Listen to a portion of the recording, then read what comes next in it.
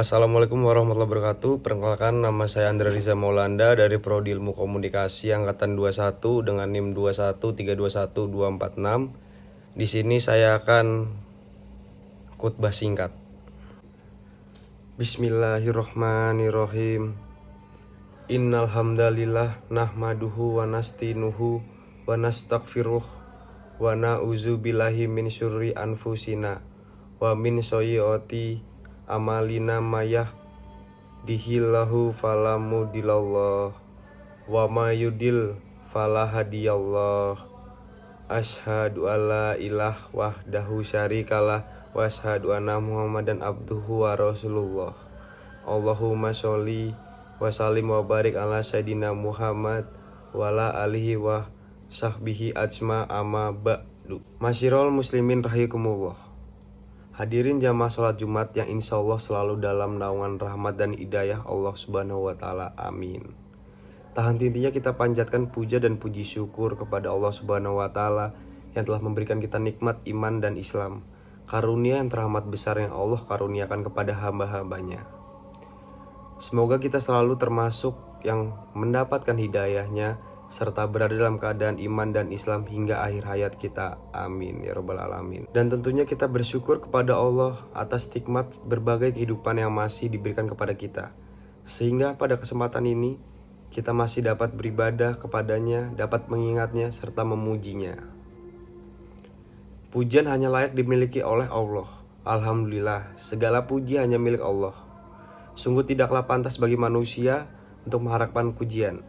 Tidak pantas bagi manusia untuk merasa telah berjasa, karena sungguh sejatinya segala pujian hanya milik Allah semata. Pada kesempatan yang mulia ini, saya selaku khotib mengajak kepada hadirin sekalian, marilah kita senantiasa meningkatkan keimanan dan ketakwaan kita kepada Allah Subhanahu wa Ta'ala. Takwa dalam arti senantiasa berupaya dan berusaha untuk selalu menghadirkan Allah dalam setiap situasi dan kondisi dengan cara senantiasa berzikir dan melaksanakan segala perintahnya. Takwa dalam arti senantiasa melibatkan Allah dalam setiap persoalan yang kita hadapi dengan cara berdoa, memohon pertolongan, dan bermunajat kepadanya, sehingga akan menimbulkan ketentraman dan ketenangan dalam setiap kehidupan kita, yang terdapat dalam surat Ali Imran ayat 102. Dengan arti, hai orang-orang yang beriman, bertakwalah kepada Allah sebenar-benar takwa kepadanya, dan janganlah sekali-kali kamu mati melainkan dalam keadaan beragama Islam. Jamaah sholat Jumat yang dirahmati oleh Allah Subhanahu wa Ta'ala, sholawat serta salam semoga selalu tercurah tak henti-hentinya kepada Nabi Muhammad SAW beserta keluarga dan para sahabatnya. Dalam khutbah Jumat singkat ini, mari kita merenung, sudah banyak orang yang meninggal. Tidak sedikit di antara kita adalah saudara kita. Tiba-tiba sahabat kita meninggal dunia. Siapa saja dan kapanpun, di mana saja bisa meninggal dunia. Yang artinya dan intinya, setiap yang bernyawa akan merasakan kematian atau meninggal dunia. Kematian adalah sesuatu yang pasti kita hadapi. Sesuatu yang menjadi gerbang dari kehidupan dunia menuju kehidupan akhirat adalah kematian. Dalam surat Al-Baqarah ayat 28, Allah berfirman, yang artinya, bagaimana kamu ingkar kepada Allah, padahal kamu tadinya mati, lalu Dia menghidupkan kamu, kemudian Dia mematikan kamu, lalu Dia menghidupkan kamu kembali, kemudian kepadanya lah kamu dikembalikan. Dalam tafsir Ibnu Katsir dijelaskan bahwa ayat ini menjelaskan akan kekuasaan Allah, dan sungguh aneh orang yang ingkar kepada Allah, sementara manusia awalnya tiada, lalu Allah menjadikannya ada di muka bumi ini. Ayat ini menunjukkan bahwa kita semua pasti mati, dan kita semua pasti akan dibangkitkan kembali setelah kematian itu. Jamaah sholat Jumat yang dirahmati oleh Allah Subhanahu wa Ta'ala. Maka apa saja kewajiban kita dalam kehidupan ini sebagai persiapan diri kita sebelum menghadapi kematian? Tentunya ada banyak hal, namun setidaknya ada 3 hal yang akan kita bahas pada kesempatan berharga ini. Yang pertama, beramal sebaik mungkin.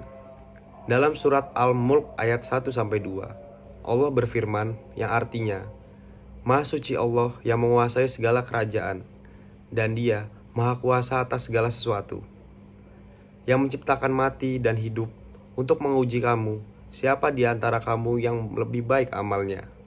Dan Dia Maha Perkasa dan Maha Pengampun. Masirul muslimin rahikumullah. Seperti apakah amalan yang terbaik itu?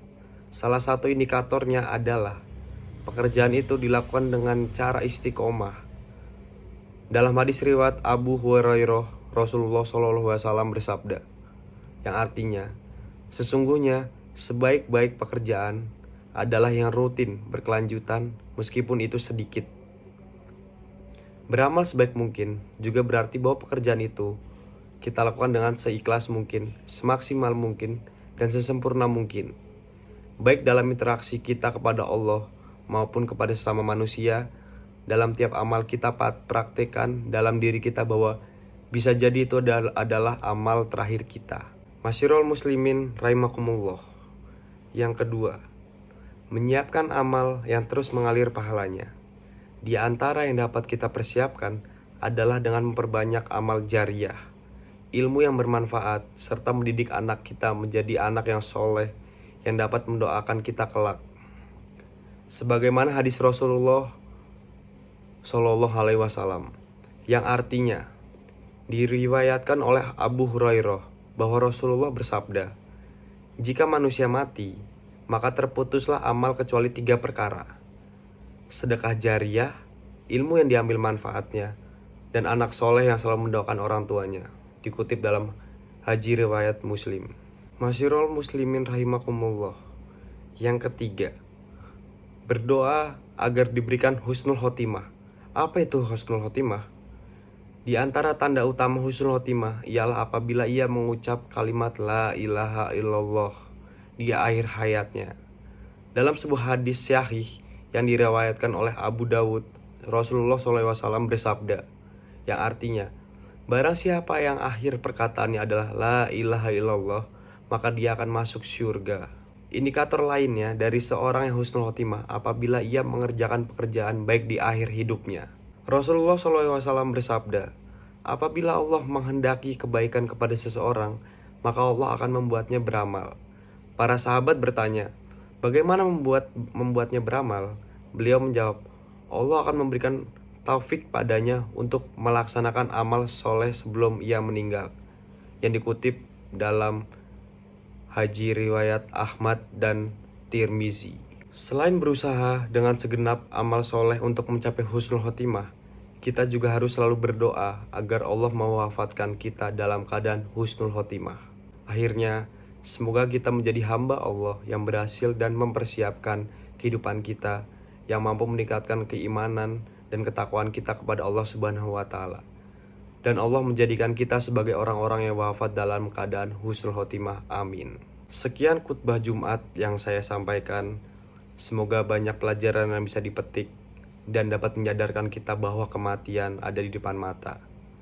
Allahumma firlil muslimina wal muslimat wal mu'minina wal mu'minat ahya'im minhum wal amwat innaka hamidun qoribun mudibudawat Robbana latu zina inna sina au akhtona Robbana wala tahmil alaina isron kama halam tahu allazina min qablina Robbana wala tuhamilna malat tokotallaha bihi wa'fu'a ana waghfir lana warhamna antar maulana wansurhana alal qaumil kafirina.